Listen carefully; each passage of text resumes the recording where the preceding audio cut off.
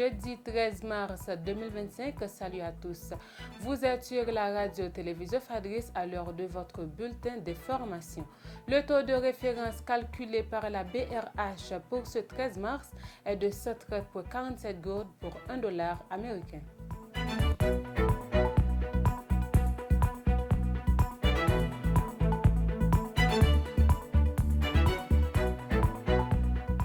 Une situation de tension régnait à Delma 32 où de nombreux tirs ont été entendus en provenance de cette zone et de ses environs. Des rafales d'armes automatiques ont semé la panique parmi les habitants, contraints de se terrer chez eux pour éviter des balles perdues. Selon les témoignages, des bandits lourdement armés ont attaqué plusieurs localités de Delma, provoquant un climat de peur généralisé. Les résidents pris au piège redoutent pour leur sécurité. Le porte-parole adjoint de la police nationale d'Haïti, M. Lionel Lazare, a annoncé l'arrestation du nommé Joe Pascal Clerget alias Dilou, numéro 2 de l'opération Bagdad dans les années 2004-2006. Cet individu est le principal fournisseur de munitions au gang Crasé Barrière dirigé par le nommé Vitellum Innocent et celui de Kempes. Il vivait à République dominicaine sous une fausse carte de résidence appartenant à un citoyen dominicain du nom de Léonard Grégory. Selon les enquêteurs de la DCPJ, Joe Pascal utilisait le téléphone de sa femme pour faire des transactions. Jean-Marie Altema, l'ancien directeur du Conseil national des télécommunications, s'engage dans un combat contre la Cour supérieure des comptes et du contentieux administratif. Il accuse la Cour de graves altérations aux principes et de transparence dans une note publiée. Il dénonce la transmission de dossiers en cours d'instruction à des tiers, dont la Fondation Géclair FJKL, dirigée par Samuel Madistin et Marie-Yolène Gilles.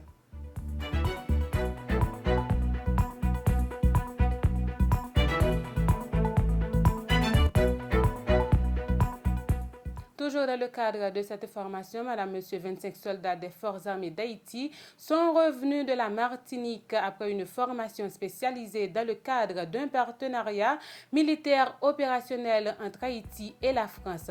Ils ont été accueillis à l'aéroport Toussaint-Louverture par le CP Leslie Voltaire, le ministre de la Défense Jean-Michel Moïse ainsi que le commandant en chef de FADH Derby Guerrier. Le ministère de la Défense a remercié la France pour son soutien indéfectible à la modernisation et au renforcement des forces armées d'Haïti.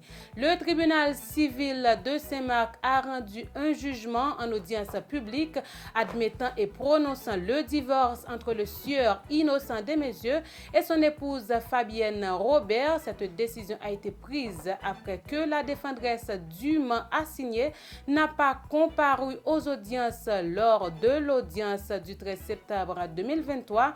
L'affaire a été appelée et retenue par le tribunal. Maître Samuel Bernard a alors présenté sa requête et ses pièces justificatives. L'huissier audiencé a appelé en 3 fois la défendresse, mais celle-ci ne s'était pas présentée ni en personne ni par un représentant. À l'échelle internationale,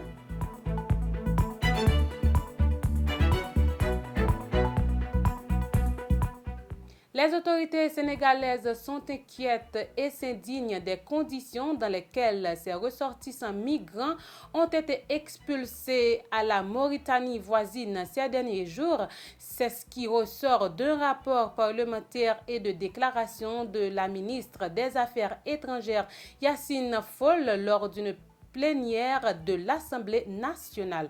À Moscou, le Kremlin a réagi à la proposition de trêve de 30 jours en Arabie Saoudite entre Kiev et Washington. Les autorités russes n'excluent rien, mais attendent d'être informées par leurs partenaires américains des détails précis et des modalités de mise en œuvre de cessez-le-feu.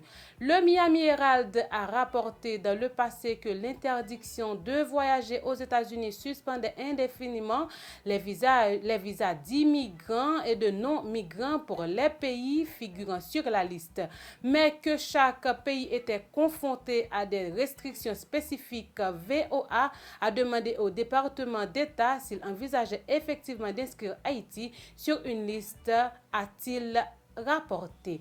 Ici, pour fin, ce bulletin d'information sur la radio-télévision Fadris. Pour la présentation, c'était Force Muriel au micro.